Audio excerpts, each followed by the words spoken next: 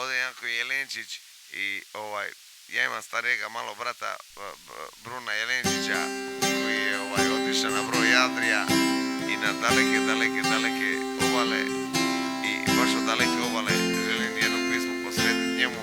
On je volio brodove od daleke obale. Živili.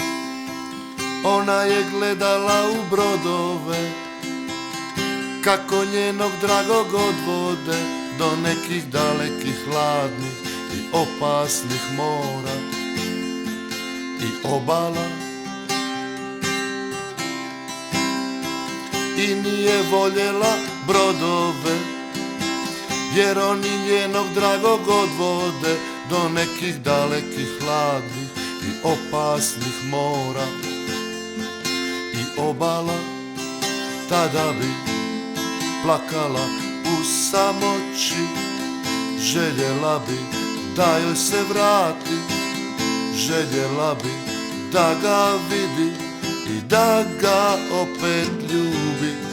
Tada bi plakala u samoći, željela bi da joj se vrati, željela bi da ga vidi i da ga opet ljubi cijelu noć.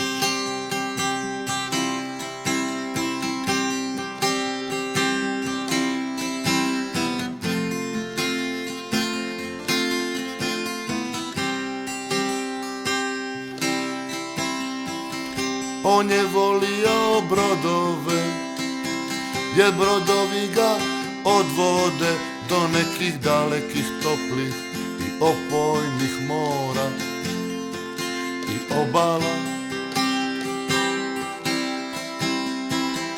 Samo nekad bi ga brodovi odveli do obala gdje su daleka topla i opojna mora mirisala na nju. Tada bi plakao u samoći, želio bi da joj se vrati, želio bi da je vidi i da je opet ljubi. Tada bi plakao u samoći, želio bi da joj se vrati, želio bi da je vidi